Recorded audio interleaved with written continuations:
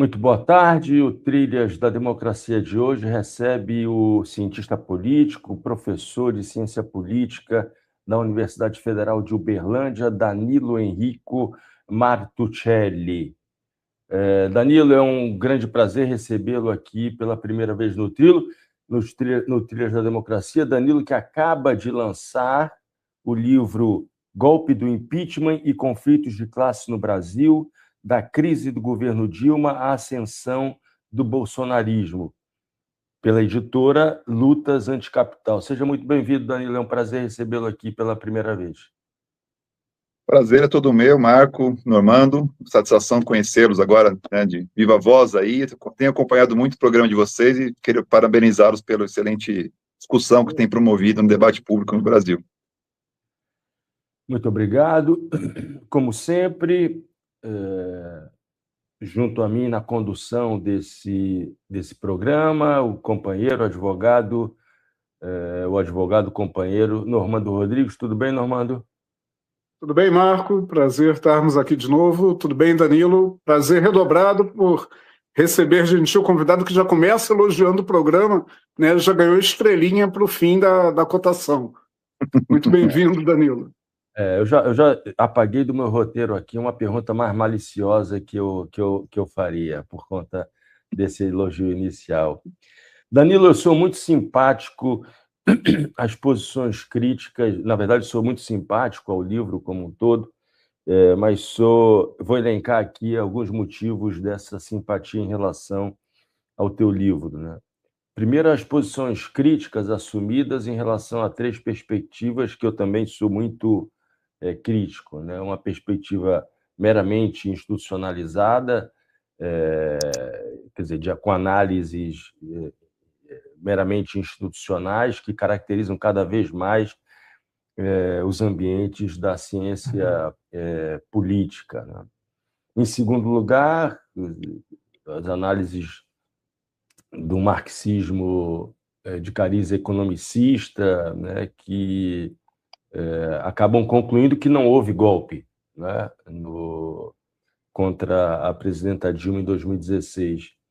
E aquela que talvez seja aquela mais em voga em setores, digamos, das esquerdas, né, que é a que adota essa perspectiva da teoria das elites, né, e que, como você bem disse na apresentação, eu não vou citar o nome aqui, mas acho que as pessoas vão descobrir rapidamente de quem se trata, qual é o principal autor, mas que fala de elite do atraso, que fala de pobres de direita e que tais, né?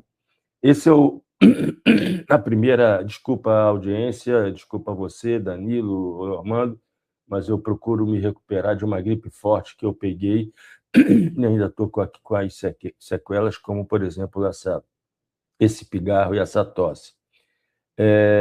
Sou simpático à tese central do livro de que o golpe de 2016 produziu uma inflexão de grande alcance, não foi uma inflexão meramente casual, né, digamos, de curta duração. Acho que é uma inflexão que ainda vai deixar muitas consequências, né? Basta pensar o que aconteceu com a reforma trabalhista e com a contra-reforma trabalhista e com a contra-reforma da Previdência, né? Na política brasileira. Então, uma inflexão de grande alcance na política brasileira e que abriu espaço para o avanço de um processo de fascistização do Brasil, né? Processo esse que a gente ainda está vivendo, né? Ainda se encontra em curso, não obstante a eleição do presidente Lula em 2022. E a sua caracterização do golpe de 2016, e aqui eu vou abrir aspas para fazer a leitura de um trecho muito curto em que você faz essa caracterização, né? O golpe de 2016, abro aspas, como um processo dirigido pelos interesses do capital financeiro internacional e de seus sócios locais, com o objetivo de implementar uma política neoliberal ortodoxa executada por setores do sistema judicial, entre parênteses, Operação Lava Jato, e pela maioria dos parlamentares do Congresso Nacional, parênteses de novo, golpe jurídico parlamentar, e concretizado por meio do uso casuístico de expedientes formais para aprovar o impeachment. Danilo, eu gostaria de pedir, inicialmente, que você abordasse, compartilhasse com a nossa audiência, né, o caráter da crise que se abateu sobre o segundo governo Dilma, que me parece ser o ponto mais polêmico do teu livro, né? Porque lida com uma ideia de que, na verdade, existiu mais de uma crise de hegemonia. Não foi apenas uma crise de hegemonia, mas uma crise de hegemonia política e uma crise de hegemonia ideológica, né? Então, eu te pediria que você compartilhasse com a nossa audiência essa tua análise sobre a crise do segundo governo Dilma, que vai abrir as portas do inferno, as tampas dos bueiros, né? E esses ratos ainda se encontram perambulando, ratos e baratas continuam perambulando pela sociedade brasileira. Por favor, Danilo. Obrigado, Marco. Bom, o primeiro aspecto que eu queria chamar a atenção, né, que eu acho que é interessante no debate, é essa conexão que eu procuro fazer no livro entre crise política e conflitos de classe, né? Esse é um elemento que não está presente na análise tanto institucionalista ou mesmo elitista, né, e que na análise economicista muitas vezes se trabalha muito com apenas a oposição ou a contradição capital-trabalho, né? Aqui eu estou me recorrendo aos estudos do Pulança, o nosso grupo da Brasil, que trabalha com a ideia de frações de classe, né? E eu parto da ideia, já tenho trabalhado com as crises, trabalhei no meu doutorado com a crise do Collor, né, depois do Mensalão. A política se caracteriza com a existência, né, quando existe uma força social com capacidade de mudar as relações de poder existentes, né? E aí as suas gradações, pode ser até uma crise revolucionária, né? Pode resultar numa crise revolucionária que se muda a classe dominante existente, né? Ou o Estado em seu conjunto, para falar em linguagem gramsciana. E nesse contexto, o que tivemos foi exatamente uma ofensiva do capital financeiro internacional, né, que visou frear as tentativas de reforma do neoliberalismo que o governo do PT vinham tentando prometer, vinham promovendo, né? Ou seja, eu entendo essa crise como um processo que visa o reforço dos interesses do capital financeiro internacional no bloco no poder, né? Quando a gente olha para trás desse período de 2016, o que a gente vê desde o governo, principalmente desde a crise do Mensalão, 2005, chamada crise do Mensalão, que eu chamei de uma crise do partido do governo, em 2005, você tem um processo de fortalecimento dos interesses políticos de uma burguesia que a gente tem caracterizado como grande burguesia interna, que tem uma relação de contradição e independência em relação ao capital estrangeiro, né? Então, por meio aí de uma série de iniciativas, a própria derrota do Plano Alca, né, a mudança, o papel que o BNDES passou a exercer no país, o PAC, Minha Casa Minha Vida, né, todos os setores aí da mineração, da construção civil, parte do agronegócio, né, viu seus interesses sendo fortalecidos, né?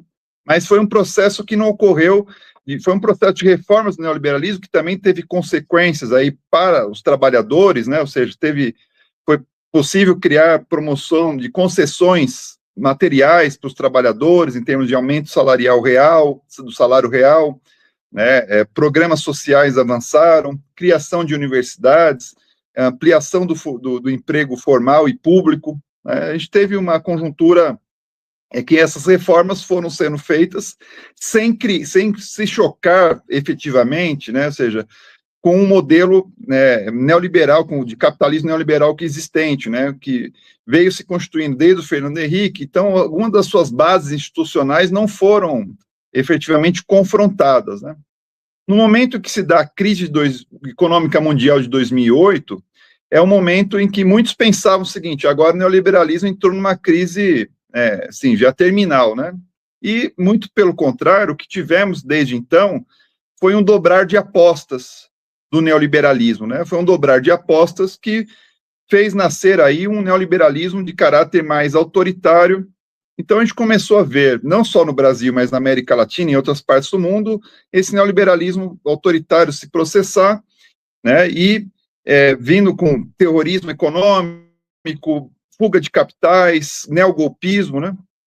E quando a gente chega no contexto, quando a crise, a marolinha, que o Lula chamou de marolinha, começa a apresentar seus primeiros sinais mais efetivos, né, naquela conjuntura lá, 2014, 15, 16, isso contribuiu muito para ativar o conflito de classes de maneira mais expressiva, né, no Brasil, e isso gerou uma reação desses setores mais ligados propriamente ao rentismo contra esse movimento reformista que estava sob a direção dessa grande burguesia interna, que não se colocou como uma fração hegemônica no bloco no poder, mas que eu entendo que se colocou como uma fração que teve uma capacidade de se constituir como uma fração hegemônica do ponto de vista do conjunto da sociedade, né, ou seja, construir aquilo que poderíamos, em linguagem polanskiana, chamar de ou gramsciana, de uma hegemonia ideológica, né, ou seja, o discurso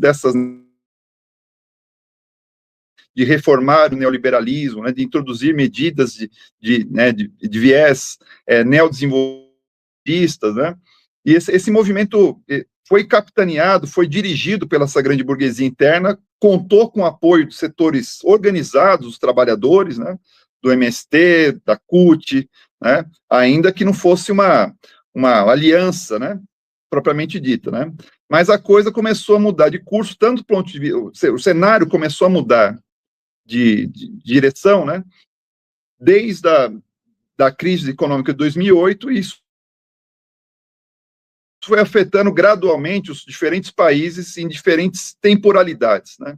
Então, à medida que essa crise econômica, recessão econômica, de baixo crescimento econômico, começa a chegar ao Brasil, a época das vacas magras é necessário conter, né, iniciativas que visam aplicar políticas distributivas de maior alcance, né? Então, foi uma reação a essas, ou seja, né, essa crise fez ativar essa reação desse setor, grande capital financeiro internacional, conseguiu também apoio, né, das altas classes médias do país, né? Então, a força social que aparece nessa crise é esse grande capital financeiro internacional, que de alguma maneira ficou um pouco acuado, sem perder a hegemonia. Acho que é uma tese que também eu sustento aí, né, que uma certa divergência, né, com aquela apresentada pelo Armando, que havia uma hegemonia da burguesia interna no bloco no poder. Eu apresento a ideia de que essa burguesia interna, ela fortaleceu os interesses políticos na conjuntura do governo do PT, mas não alcançou a hegemonia, porque a gente teve um modelo mantido, né, do neoliberalismo, e na crise, esses setores ligados ao grande capital financeiro, apoiado pela alta classe média, viram a oportunidade para reforçar os seus interesses, né? E para chegar a essa situação, né, ou seja, de conseguir dar o golpe, né, ou seja, que é o elemento central, acho que, de todo golpe de Estado, é o controle da política de Estado. Essa é uma questão que eu friso muito, ou seja, o conceito de golpe, um dos elementos fundamentais é o controle do conteúdo da política de Estado, né? E o que a gente viu nesse processo, que esse golpe se deu mediante, né, ou seja, esteve relacionado, na verdade, a um processo de reforço dos interesses desse grande capital financeiro, né, que você mesmo já mencionou, né, que depois logrou implementar uma série de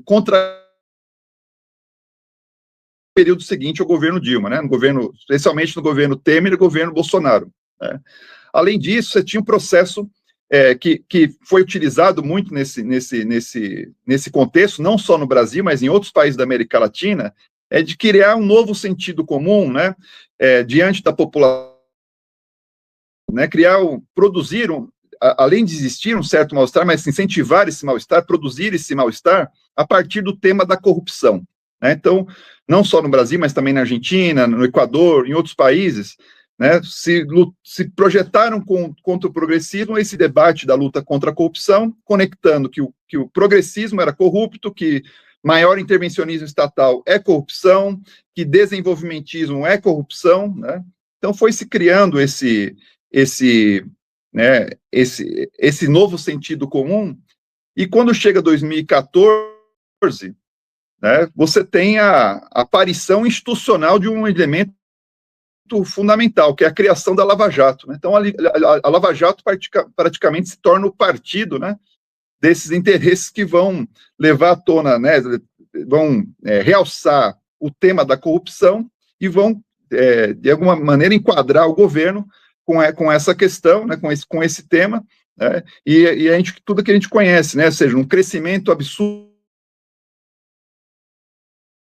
né, do ativismo judiciário sobre os processos decisórios fundamentais, né, o que contribui muito para deteriorar o quadro da democracia brasileira. Né? Então, por isso que eu caracterizo que a gente não pode perder de vista que, sim, no campo sociopolítico, a gente tem o processo do golpe sendo dirigido pelos interesses do grande capital financeiro, com base social de massa nas ruas que se projetam com as altas classes médias. No âmbito institucional, o golpe tem uma dimensão que não é só parlamentar. Os parlamentares votaram impeachment, né, por as razões que não tinha nada a ver com pedaladas fiscais ou decretos parlamentares. Né? Se a gente for pegar os discursos parlamentares, enfim, parecia Deus, pátria, né, amante, né, enfim, parecia de tudo lá nos argumentos apresentados, porque eles queriam mesmo tirar a Dilma do lugar ali, né? Mas não é só um golpe parlamentar, foi sacramentado pelo parlamento, mas quem inicialmente quebrou as regras do jogo foi a Lava Jato. Então, por isso que eu caracterizo esse golpe como um golpe jurídico parlamentar, né? Porque eu acho que a Lava Jato adotou ações, teve uma incidência muito forte sobre o processo político, com o apoio da grande mídia, né? Isso já estava sendo escrito pelo próprio Sérgio Moro, no começo dos anos 2000, quando ele analisando a Operação Manipulite na Itália, né, falava o seguinte, bom, o judiciário por si só não vai criar um novo sentido comum, é necessário ter um apoio ideológico, né, na sociedade. Como a gente constrói isso? Né? Através da grande mídia. Né? Isso que foi feito, né? O papel da grande mídia, né, que até chamaram de partido da imprensa golpista, teve um papel fundamental nesse processo. E a terceira dimensão desse golpe, que você já mencionou, que é a questão do uso casuístico do impeachment, né, do expediente do impeachment. Né? A gente tem esse expediente sendo utilizado desde 1950, ele é criado, inclusive, para tirar a capacidade governativa do governo que estava chegando, né, que era o governo do Getúlio Vargas, né, tentar passar algum controle do Congresso, né, sobre o Executivo. Né? Ele tem ou seja, tem um lado que é propriamente jurídico, que avalia se o governo cometeu crime de responsabilidade ou não, mas o voto é político, né? O voto é do parlamento, que não é um voto juridicamente sustentado, né? Ou seja, não é algo que é necessário ter toda uma discussão técnica, do ponto de vista jurídico, para ser implementado, né? Para ser aprovado. Então, o que acontece? Os governos progressistas quiserem fazer reformas mais ousadas, ou avançarem numa agenda mais igualitarista, sempre vai sofrer, né, se não tiver um grande apoio no Congresso, vai sofrer a chantagem desse Congresso de maneira permanente, ou seja, a espada de Damocles na cabeça, né, desses executivos que têm um viés mais progressista. Né? E eu chamo de casuístico. O que parece que vai acontecer, o que parece, Danilo, desculpa a intervenção agora, o que parece tudo leva a crer a situação num eventual quarto governo Lula, né? Lula eleito presidente, sim, oxalá, e uma base parlamentar de maioria do centrão e da extrema-direita, né? Ou seja, estão se formando esse é o problema que nuvens cinzas, né, no horizonte. Né? Esse é o problema que a gente tem no Brasil já há muito tempo, né? Que é o seguinte, né? A gente, enfim, o parlamento, o governo do PT jamais conseguiram governar com maioria no sentido programática, né? Programático, né? Ou seja, o PT nunca teve mais que 91 deputados federais, de 513. Nunca teve mais de 637 prefeituras de 5.500, ou um pouco mais. Nunca teve mais de 5 governadores de 27. Sempre teve que fazer governos se aliando com os setores da centro-direita, da direita, né? E isso enfraquecia as pautas de caráter mais reformista forte, né, porque tinha que conciliar isso, né, e o governo conseguia, mas o lulismo, né, é umas questões que nos textos que eu até escrevo com o Armando Boito, né, que está no livro, o lulismo conseguiu fazer esse jogo enquanto tinha o poder de controlar o Congresso. Que poder era esse, né? Emendas parlamentares, cargos, etc. Isso aí, obras que eram possível negociar ali e aos poucos inserindo uma pauta mais distributivista, igualitarista, né? Avançando em algumas frentes de reforma desse neoliberalismo, né? Agora, quando chega, justamente depois do golpe, a gente tem um processo de inflexão nisso, né? Ou seja, você tem um processo de declínio do hiperpresidencialismo, né? Ou seja, aquilo que era, sim, estava sob o controle do executivo passa às mãos do Congresso. No caso das emendas parlamentares é isso. Esses parlamentares não precisam nada, não tem mais nada a dever ao executivo, né? Então a chantagem, e aí eu concordo com você, né? Ela se amplia. E a gente tem uma grande dificuldade no Brasil, né, de pensar que, ou seja, não só que ignorar o parlamento, isso também ocorreu, né? Ou seja, uma aposta muito grande no executivo, que né, a ideia desde os anos 90, meados dos anos 90, foi uma estratégia política construída pela direção do PT, né? Vamos apostar no executivo e a gente, né, neutraliza o Congresso lá, faz amarrações lá com diferentes forças, né? E eu acho que as eleições desse ano não são promissoras para uma mudança forte no Congresso, né? O curioso é que alguns falam assim, mas isso aqui é o Brasil mesmo, é um problema do Brasil, isso aqui não tem condições, né? Alguns vão falar que não é possível fazer um governo com base forte de sustentação no Congresso, um governo progressista, né? Mas a gente tem vários casos na América Latina que isso foi possível. O Cabo de Víndio do México, fiquei um ano lá fazendo pós-doutorado e vi claramente esse processo ocorrendo, né? Ou seja, o governo Cláudia Sheinbaum hoje detém 2/3, né, de apoio parlamentar. Só o Morena sozinho, partido do governo, detém maioria simples. Com outros 2 partidos aliados, programaticamente, né, você chega a 2/3. Aí o governo tem 70% dos governos subnacionais, né? Então, ou seja, a possibilidade de governabilidade, de avançar em pautas mais reformistas, inclusivas, etc., é muito mais avançada, né? Aqui no Brasil, e aí eu acho que tem a ver um pouco com ou seja, essa dificuldade dessa inserção, que muitos às vezes acusam o PT de eleitoralismo, né? Eu acho que tem que ser pensado criticamente, inclusive, essa própria crítica, né? Porque ela ser relativizada. Porque até em termos eleitorais, se é verdade que o PT ganhou sucessivas eleições presidenciais, quando a gente olha para o parlamento, quando a gente olha para os governos subnacionais, a realidade é outra. E essa realidade outra tem criado cada vez mais dificuldades para o campo progressista conseguir governar com forças próprias, né? E aí você vê o cenário, bom, avançando um pouco na discussão, né, o cenário que a gente se encontra hoje, né? Danilo. O PT, o governo Lula precisa, só para terminar assim, o governo Lula precisa governar hoje com forças não bolsonaristas, né? É a chamada frente ampla, e isso tem limitações gigantescas, né? Danilo, antes da gente falar sobre os tempos atuais, eu passo a palavra para o Normando. Você falou várias vezes de Lava Jato e ele é um crítico radical, como não poderia deixar de ser, a Operação Lava Jato e todos o seu modo de operação e as suas consequências para a economia e para a política brasileira. Por favor, Normando.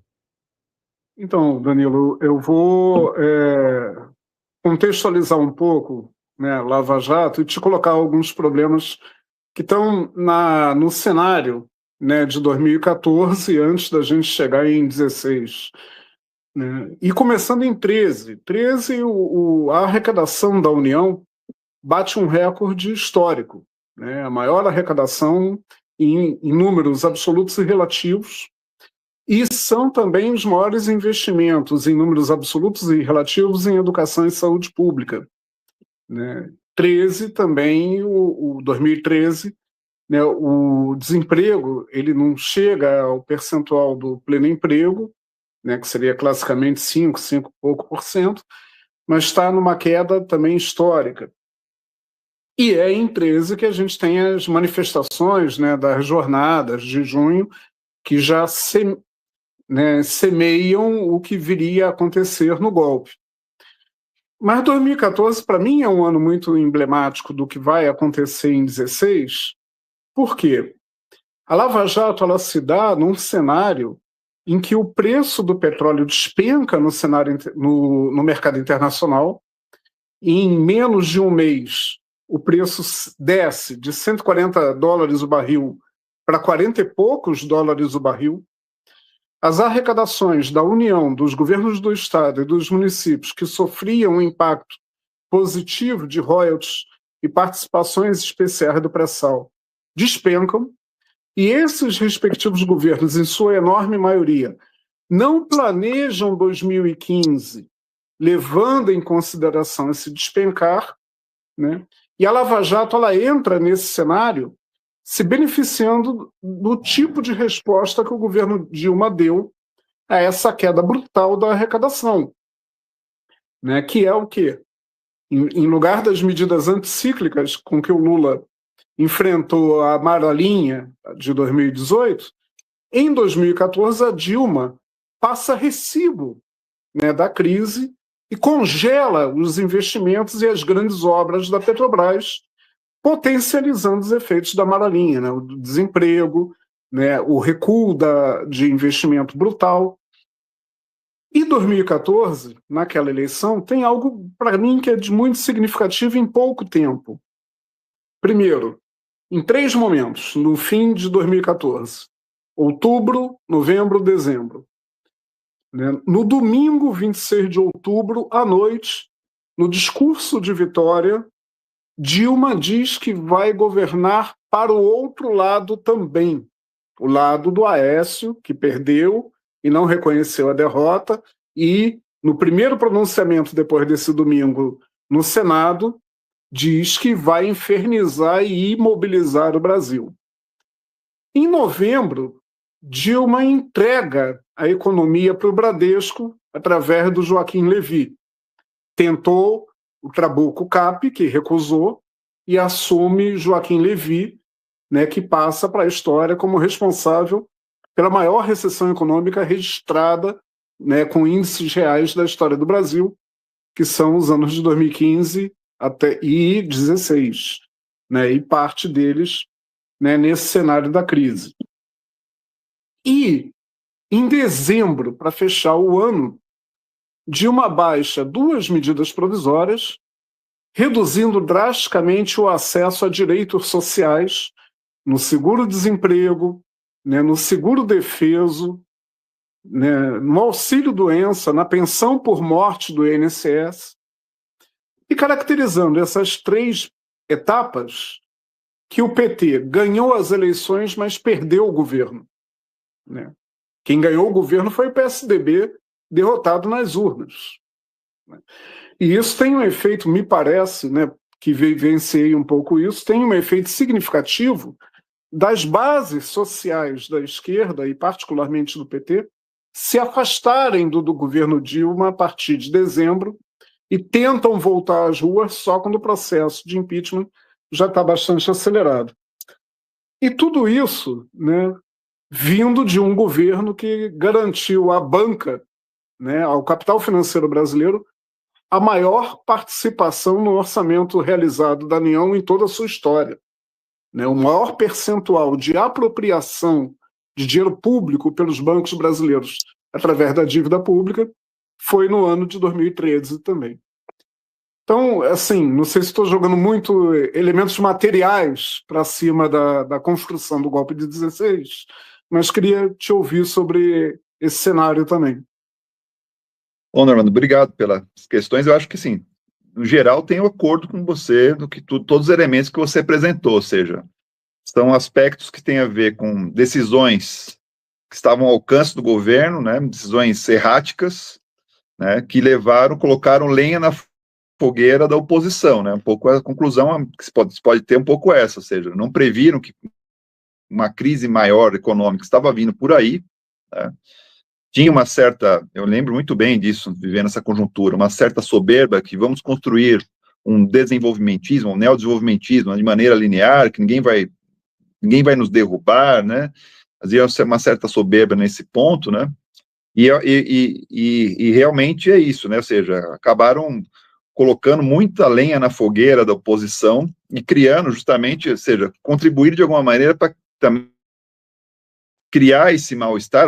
A Dilma até falava essa questão dos direitos sociais que você falou, né, da questão do seguro-desemprego.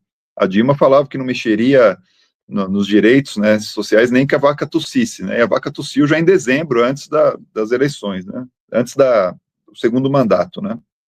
Então, eu acho que teve esses elementos efetivamente existiram.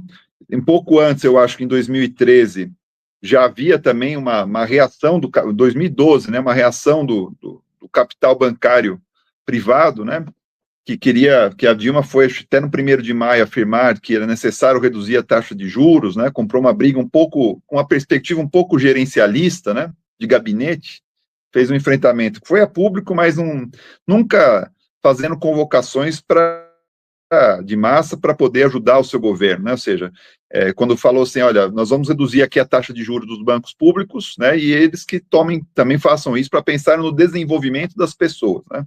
Fez esse enfrentamento, mas um pouco numa lógica de gabinete, né? E depois a Financial Times, etc., esses órgãos de imprensa ligados ao capital financeiro, estava pedindo, antes das manifestações de 2013, então estou recordando mais um aspecto aí, né? A cabeça do Guido Mantega, né?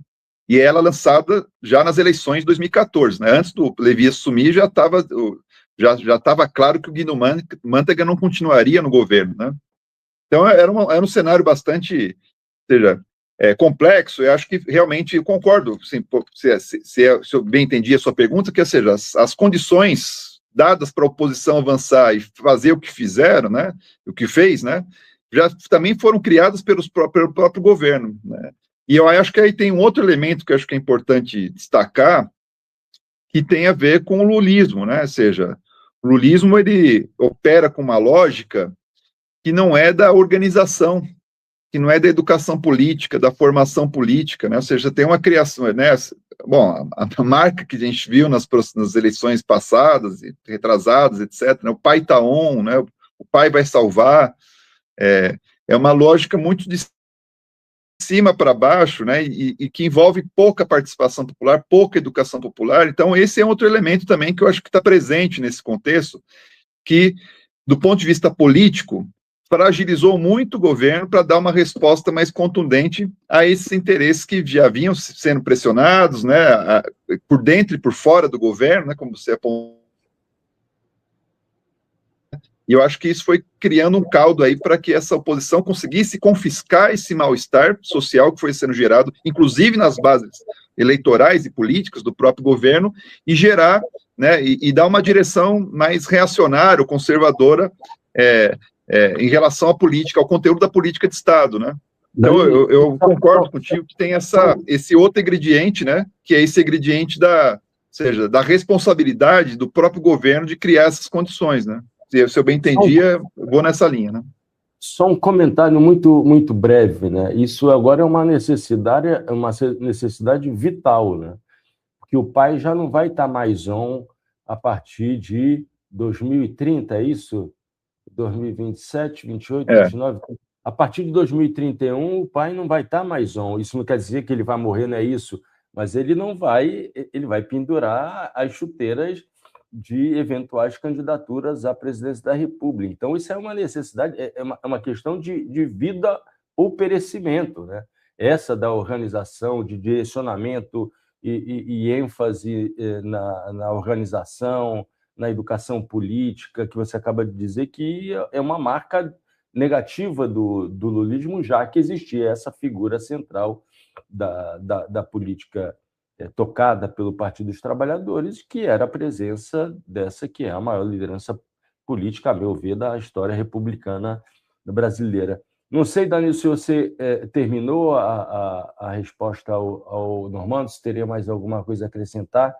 Acho que, no geral, concordei com o que ele apontou, né, e só queria trazer mais esse ingrediente mesmo da organização, né, que acho que foi outro ponto frágil, né, ou seja, mesmo se o governo tivesse... Porque acho que, na verdade, o que eu queria chamar a atenção é o seguinte, né, eu acho que o governo não tinha nem sequer condições de enfrentar essas pressões, por conta justamente dessa, ou seja, desconexão com a organização, com a educação política, né, como os próprios atos, né, contra o impeachment, contra o golpe, né, foram atos de cúpula, né, foram menores, muito menores que os atos golpistas, e foram atos de cúpula sindical, de movimento social, e o que a gente mais vê ainda hoje é isso, né. E mais uma vez eu coloco um dado importante que é importante. Eu não quero. Eu sei que tem as características específicas de cada país, as formas como se constituem as lutas, as experiências, etc. Mas francamente, vamos comparar o que está acontecendo no México. Quando a extrema-direita estava lá, tentou se organizar para fazer alguns atos que deram 17 mil pessoas, mais ou menos, na Praça Central, o governo falou: vocês querem organizar isso? Então vamos fazer um enfrentamento aqui. Fez uma convocatória no começo de dezembro do ano passado, já tinha feito outras convocatórias contra o Trump, muita gente foi para as ruas, milhares de pessoas foram para as ruas, fez uma convocatória que um jornal liberal constatou que havia 600 mil pessoas nas ruas. Eu estava lá, realmente, você não conseguia, teve que pular a estação de metrô para conseguir descer, né? E defendendo o quê? A soberania nacional, né? O programa que o governo vinha implementando. Agora, isso nunca ocorreu na nossa experiência. Nunca ocorreu na nossa experiência. Quando que foi que o governo Lula chamou as pessoas para a rua para defender seu próprio mandato? Não teve isso. Né? E eu acho que é isso. O 1º de maio, que foi o ano retrasado, né, foi um verdadeiro fracasso. Não foi passado, né? O retrasado, agora não lembro. E o governo ainda teve uma sinalização de apoiar, tal, foi um fracasso. Né? Então, você compara. Por que esse governo, um governo progressista, tem capacidade de convocatória e o outro não tem? Né? E analisar essas debilidades acho que são fundamentais para a gente pensar o futuro, né? Enfim, é isso. Só um dado da memória daqueles tempos. Teve um determinado momento, eu lembro bem, eu estava em Portugal e a Dilma baixou uma medida provisória direcionando a participação especial do pré-sal para saúde e educação, que é algo que a esquerda, dentro do parlamento, vinha defendendo há quase 2 anos, quando ela fez isso, e a direita estava se organizando e tinha conseguido bloquear. Aí ela baixa por medida provisória. A minha primeira impressão, quando vi isso nos jornais eletrônicos, estava em Lisboa, é que, vai ter uma grande manifestação de massa convocada pelo governo para bancar essas medidas provisórias. E não teve nada. Danilo, podemos falar agora das relações entre neoliberalismo e neofascismo? Beleza. Exatamente há uma semana, né? No final de semana passado, nós tivemos aqui um programa que contou com a participação do Armando Boito Júnior e da Bruna de la Torre, né? E surgiu uma riquíssima discussão que a gente prometeu aprofundar numa outra oportunidade sobre as relações entre neoliberalismo e neofascismo, né? Você assistiu o programa, você acompanhou o programa, e você, logo na apresentação do livro, afirma que, abre aspas, neoliberalismo autoritário no Brasil após o golpe de 2016, esse após o golpe de 2016, sou eu que incluí, assumiu a forma de um processo de fascistização, fecho aspas, que houve um encontro entre neoliberalismo e neofascismo que se concretizou, abro aspas de novo, na emergência do bolsonarismo como fenômeno reacionário de massa. Eu gostaria, mais uma vez, Danilo, esse programa é feito para isso, né, que você compartilhasse com a nossa audiência como é que você percebe as relações existentes entre neoliberalismo e neofascismo. Na minha avaliação, existem germes dentro do neoliberalismo que são germes genuinamente de natureza fascista, né? E que, em determinados momentos em que de crise, esses germes eles proliferam, e esse neofascismo acaba se transformando na forma própria de uma determinada conjuntura política, que pode ser menor ou maior. Mas isso significa que não é possível separar, na minha avaliação, e queria te ouvir a respeito, e depois o Normando, não existe uma distinção radical entre neoliberalismo e neofascismo. Eu gostaria de te ouvir a partir desses trechos que eu acabo de ler, que estão presentes no teu livro. Por favor, Danilo. Primeira questão que eu queria chamar a atenção, que está um pouco também no livro discutido, e é essa, ou seja, historicamente o neoliberalismo ele se foi implementado quanto política de governo, né, sob ditaduras. Os laboratórios iniciais foram ditaduras, do Videla e do Pinochet. Então, ou seja, o neoliberalismo começou a sua história com ditaduras que eram militares, ou seja, que eram ditaduras que não tinham, alguns caracterizam as ditaduras militares, as ditaduras latino-americanas dos anos 60, 70, na América Latina, como fascista. Eu acho um equívoco, porque não havia um movimento de massas de natureza reacionária apoiando essas ditaduras. Tinha ali, né, uma mobilização ocasional de apoio, né, mas não foi algo permanente. Por isso que eu acho que... E quem assumiu o comando da política foi a burocracia militar, né? Desculpa interromper, mas só fazer uma observação.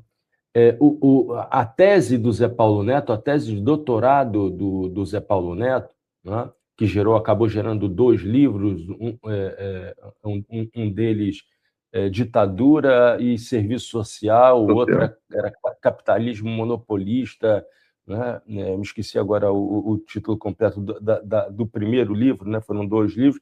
O Zé Paulo Neto defende essa tese de que a ditadura brasileira foi uma ditadura fascista, e, à época, na banca, se gerou uma grande polêmica exatamente porque não concordavam com essa afirmação. Então, a gente está falando aqui se não, ou um dos maiores nomes do pensamento marxista no Brasil, só para não perder o momento cultural aqui de ampliação das referências. Por favor, Danilo, desculpa. Não, e foi importante, vários defenderam isso, né? O debate latino-americano foi gigantesco, teve o Zavaleta Mercado, Agustín Cueva, né? Enfim, próprio Florestan. Mas a questão que eu vejo, assim, é que não havia uma politização. Isso até o Olavo de Carvalho reconheceu, que os militares não fizeram a batalha cultural. Você vai na universidade, você vai na música, vai no teatro, vai na produção literária, vai na imprensa, eles não conseguiram produzir esse caldo de politização e de colocar gente nas ruas para apoiar essa ditadura, né? Depois o neoliberalismo ele se consolida por via do voto, muito explorando as insatisfações, né, as contradições no seio do povo, para fazer uma referência ao Mao Tse Tung, né, em relação ao desenvolvimentismo, em relação ao estado de bem-estar social na Europa e nos Estados Unidos, né. Mas a coisa começou a mudar de tom, né, aí veio a reação dos progressismos, e em 2008, quando muitos acreditavam que podia ter, como eu já mencionei aqui, né, uma declínio terminal do neoliberalismo, não, foi um dobrar de apostas. Por quê? Nesse processo, começou a se constituir aí uma crise dos progressismos, uma falta de perspectiva de reformas de segunda geração, né? E isso foi criando terreno, ou seja, o campo progressista mesmo estava desarmado para fazer esses novos enfrentamentos, né? E eu vejo que uma das questões que faz o neoliberalismo avançar em termos de uma agenda mais autoritária tem a ver com a debilidade do campo operário, popular, progressista, né, democrático popular, vamos chamar assim, né? Ou seja, na verdade é isso, toda vez que a gente tem um problema de crise ou declínio da democracia, isso está conectado com uma debilidade da força do movimento operário e popular, né?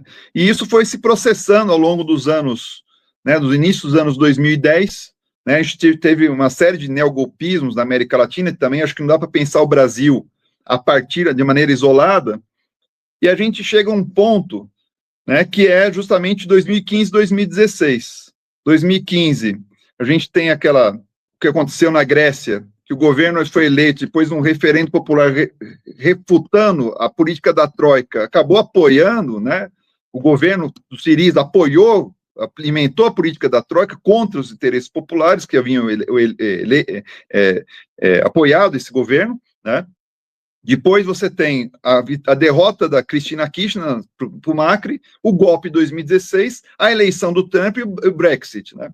Então aí é uma nova inflexão, né? Nessa inflexão, e aí eu vou direto à sua pergunta, né? Eu acho que vai dar-se o casamento entre duas ideologias que têm um caráter anti-igualitarista, né? Só que o neoliberalismo conseguiu promover um anti-igualitarismo, né? Não só na dimensão propriamente de classe, mas também relacionado ao tema das opressões, ou seja, né, de fortalecimento das hierarquias sociais em relação ao tema de gênero, de étnico, racial, etc., né? O neoliberalismo, ele já tinha essa agenda anti-igualitarista, que havia promovido grandes também satisfações em plano internacional, né, mas conseguiu recuperar um outro, acho que se casou nessas circunstâncias, com o neofascismo, que também é uma ideologia anti-igualitarista, mas que radicaliza esse anti-igualitarismo baseado num movimento de massas, né? O neoliberalismo nem sempre foi movimento de massas, né? É aí que acho que é um ponto importante, né? Ou seja, o neoliberalismo tem características específicas em relação à compreensão que tem do Estado, né? Mas o fascismo... De massa, Danilo, só o encarceramento, né? O encarceramento sim, em massa das não de mobilização, né? E o fascismo, acho que tem, ou seja, o fascismo clássico também, um período dos primeiros anos do governo Mussolini foi neoliberalismo econômico, depois mudou, né? Acho que não tem uma conexão necessária entre neoliberalismo e neofascismo. Podemos ter, na América Latina isso tem se colocado como uma conexão necessária, mas eu queria chamar a atenção que como que o neofascismo conseguiu se projetar nessa conjuntura, né? Explorando um pouco os limites do progressismo, né? A pergunta do Normando acho que detecta isso, ou seja, né, vai se radicalizando o antipetismo, no caso brasileiro, né, o anti-igualitarismo, né, mas também foi tocando nos temas que pode ter um impacto mais popular, que é o tema da politização da diferença, né? Ou seja, os setores progressistas, né, em termos das discussões raciais, étnico-raciais, discussão de sexualidade, de gênero, etc., vinham numa crescente, né? E eu acho que o neoliberalismo, junto com o neofascismo, conseguiu politizar esse tema, promover uma reação politizadora em relação a essas questões para ganhar maior impacto popular, né? Então, ou seja, se o neofascismo tem um núcleo, ou o fascismo, historicamente, tem um núcleo orgânico mais presente na pequena burguesia e na alta classe média, com essas questões, né, dos valores e costumes conservadores... guerra cultural, né, Danilo? Pode ganhar terreno nas classes populares, né? Com os evangélicos aqui, né? A guerra cultural, né?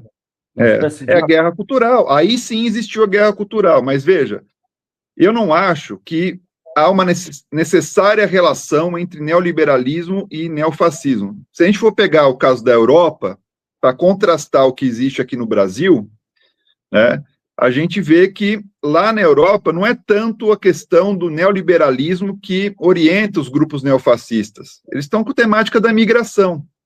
Né? O neoliberalismo o neofascismo ele se articula com o neoliberalismo, mas na América Latina. Por quê? Porque eu acho que para pensar o neofascismo, principalmente o neofascismo, é necessário pensar quem são seus inimigos principais. No caso da América Latina, é o que eu poderia chamar, parafraseando a Nancy Fraser, né, que fala do trumpismo como uma reação ao neoliberalismo progressista dos democratas. Eu acho que a reação na América Latina foi ao neodesenvolvimentismo progressista, né, que articulava a política neoliberal com discussões mais avançadas, progressistas, em termos de valores e costumes, né? E claro, e também esse neofascismo se articula contra o neoliberalismo progressista, mas aqui a força maior era do quê? Né? Aqui na Argentina, né? Era o neoliberalismo progressista, né? Então, é necessário pensar de maneira relacional como essas forças se constituem. Na Europa, da neoliberal radical são sempre relativizados. um elemento central. A todo tempo eles estão falando o que lá, né? Migração. E nos Estados Unidos também, que estão roubando estão roubando os nossos empregos, a imigração. Essa imigração está afetando nossos valores ocidentais, né? E por aí vai. Nessa trilha que eles vão fazendo as coisas, né? E, inclusive, vão questionando, por exemplo, presidentes como o Macri, né? O Macron, né? Na França, que é o neoliberalismo gerencial, né? Bom, esses caras são enfrentados pela Le Pen, e no caso também lá do Trump, né? Com quem que ele se debate, né? Com os democratas, que defendem no máximo ali um neoliberalismo progressista, né? Então, veja como que as coisas são, né? Eu estou sustentando aqui, então, portanto, que há um ponto de unidade, né, entre o neoliberalismo e o neofascismo. Isso está muito claro na América Latina, e eu acho que o elemento central aí é uma perspectiva anti-igualitarista, né, anti-igualitarista não só em termos socioeconômicos, mas também das políticas de diferenças, né, das hierarquias existentes entre homens e mulheres, hierarquias étnico-raciais, né. Só que o neofascismo ele tem uma particularidade que é de mobilizar massas, né, mobilizar as massas. E quanto ao movimento, também não é um movimento burguês, né? É um movimento que tem, enfim, está ancorado, né? Setores da pequena burguesia, da alta classe média, né? O núcleo orgânico é esse, né? No governo é já outra coisa, que foi a questão histórica também, né? As ditaduras neofascistas eram governos da classe média, da pequena burguesia, nada disso, né? Sempre foram governos ou ditaduras do grande capital, né? E o grande capital pode se aproveitar desse movimento de massas, que eu acho que aí que é o elemento desses grupos do capital financeiro internacional, das big techs, para aprovar, né, avançar na agenda neoliberal, né, mas não necessariamente setores ligados às classes médias, à pequena burguesia, etc., não necessariamente não vão, eles estão marcados por uma incapacidade hegemônica, né, ou seja, se tem o apoio desse capital financeiro internacional, se eles têm o apoio dos grandes capitalistas, eles conseguem chegar ao governo e implementar uma política que vai ter sempre contradições com essa base social mobilizada, com esse movimento social, né, que representa o neofascismo, né? Então aí você tem as contradições que podem ser exploradas pelo campo progressista, né? Deixa eu passar a palavra ao Normando, mas antes deixa eu só fazer uma constatação que eu acho que infirma um pouco aquilo que você falou. A experiência italiana dos anos 90, 2000, mostra uma aliança exatamente entre o neoliberalismo, Silvio Berlusconi, a Força Itália, Aliança Nacional, o partido pós-fascista Fini, né, e a Liga Norte, à época liderada pelo Umberto Bossi. Veja, é um protótipo de aliança do que existe pior no campo da direita: neoliberalismo, neofascismo e política radicalmente anti-migratória. Isso a gente pode explorar e vamos explorar, vamos agendar isso, um debate. Mas deixa eu passar a palavra ao Normando para esse momento final do programa. Por favor, Normando. Não, só um traço de identidade, talvez, entre o neoliberalismo da Europa Ocidental e nos Estados Unidos e no Brasil, do quanto o neofascismo faz a denúncia da ordem, né, a denúncia do sistema, denunciando a falta de diferenciação, né, entre esquerda e direita, quando ambas têm a pauta neoliberal, sabendo-se que é uma denúncia falsa, que o neoliberalismo, né, se presume um agente histórico o neofascismo se presume um agente histórico do neoliberalismo.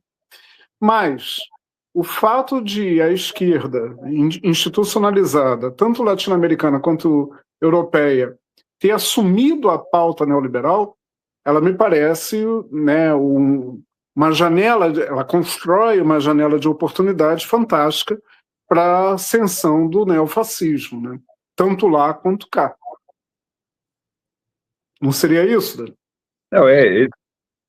Não, eu acho que tem esse elemento isso, né? Quanto a esquerda não estiver comprometida, qual que é o lado B do que eu estava falando, né?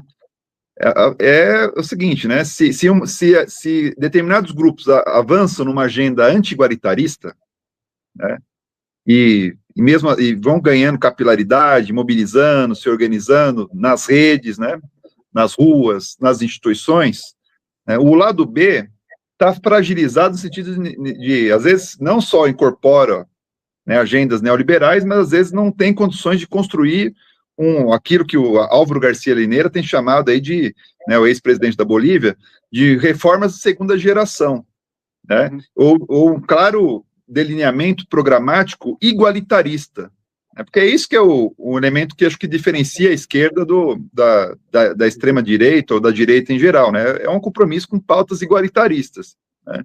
À medida que você vai enfraquecendo esse horizonte, né, e também se encontra na defensiva, acho que a dificuldade hoje no Brasil, na Argentina e outras partes, de enfrentar, né, a extrema-direita, é que esse movimento está fragmentado, a esquerda está fragmentada, está na defensiva, né, sofreu sucessivas derrotas, e esse é um ingrediente fundamental dos processos de pacificação, né, ou seja, não enfrenta movimentos com grande força, né.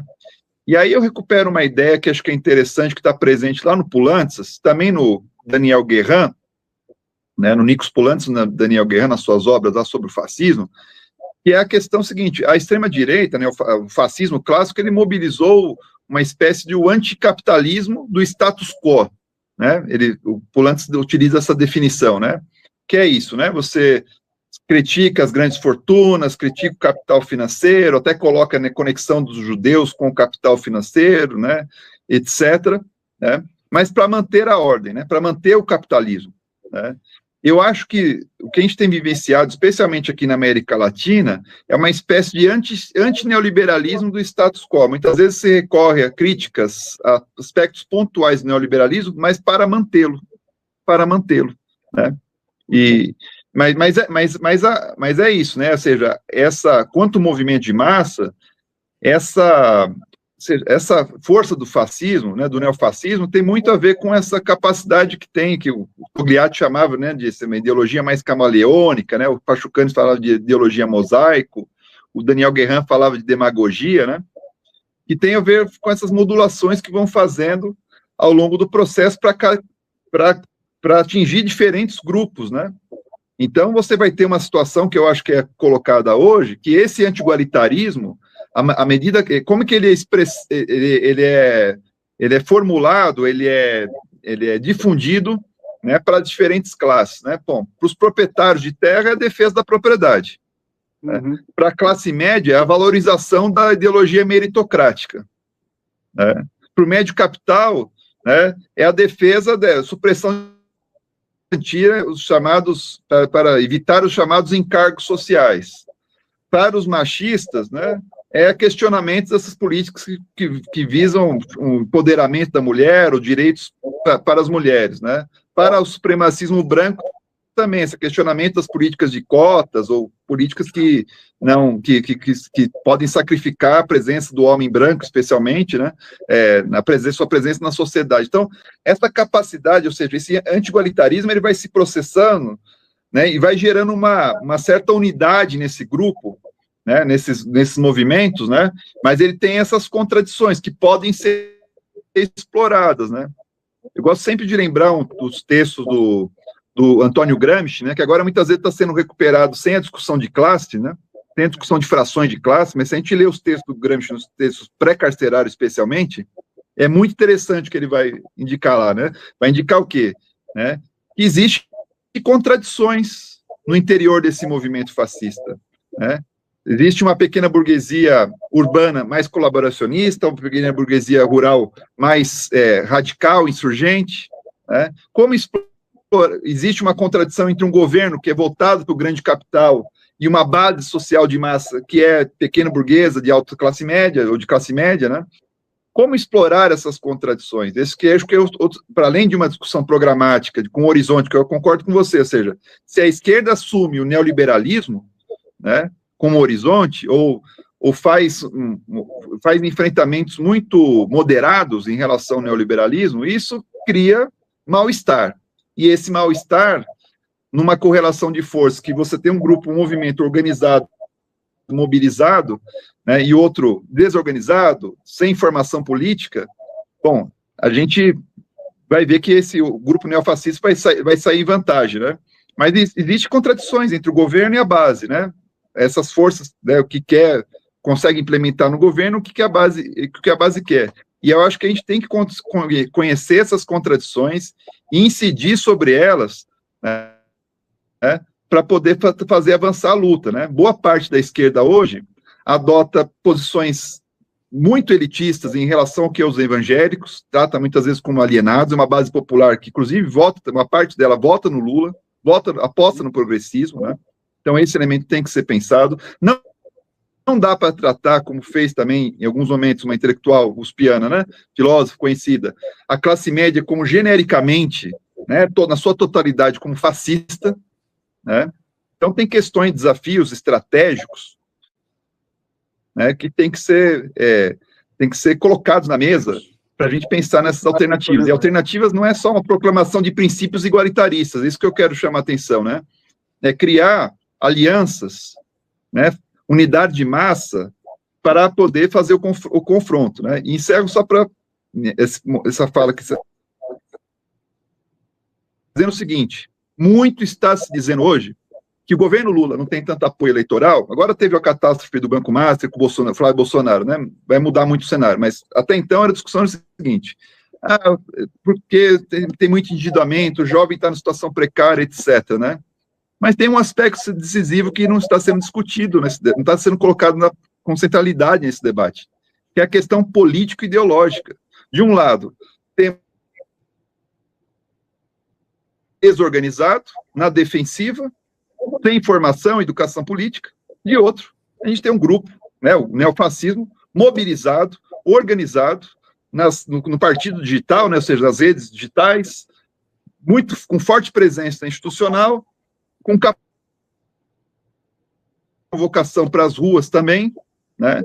E esse é um elemento fundamental que explica um pouco. Os caras estão falando agora ao ponto que a gente chegou, né? O cara chegar para o público e dizer o seguinte: vamos defender o detergente IP, né?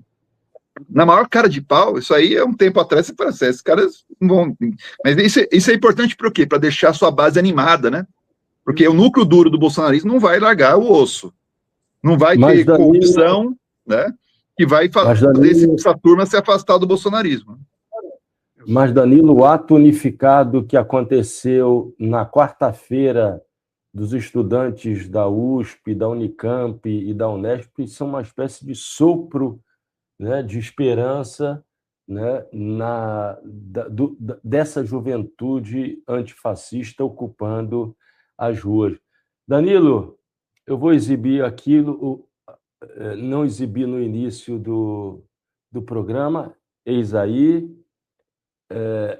Danilo Henrico Martuccelli, golpe do impeachment e conflitos de classe no Brasil, da crise do governo Dilma à ascensão do bolsonarismo, editora Lutas Anticapital, vou deixar por alguns segundos. Danilo, muitíssimo... Diga, Normando. Não, só para me despedir do Danilo também, antes de você encerrar, Danilo, você demonstrou um pensamento complexo e luminoso, complexo como deve ser a interpretação da realidade da sociedade complexa. Foi um prazer muito grande esse nosso papo, espero que seja o primeiro de outros, e eu acho que tem um filão aí na categoria que você mencionou do antineoliberalismo de status quo. Acho que é um filão promissor para a gente entender a realidade. Muito obrigado pela tua presença, camarada. Danilo, espero contar contigo nesse espaço e também em outros espaços para a gente fazer análises de conjuntura até esse momento que vai ser importantíssimo para a nossa democracia, para a manutenção do Estado de Direito democrático e também na direção de um Estado social de direito entre nós. Muitíssimo obrigado. Ficamos por aqui. Um abraço, Normando. Mais uma vez... Muito obrigado, gente. Foi excelente. Não deixem de adquirir Golpe do Impeachment e Conflitos de Classe Social no Brasil, Lutas Anticapital, né? Uma publicação que é, como você bem diz, Danilo, uma publicação que tem uma marca coletiva, né? Como deve ser a reflexão para lidar com essa complexidade da realidade de hoje. Nós ficamos por aqui, voltamos no próximo final de semana, sempre sábados às 17 horas e domingo às 15 horas. Boa continuidade de domingo a nossa audiência. Peraí que eu ia concluir sem rolar a vinheta de encerramento. Grande abraço. Grande abraço.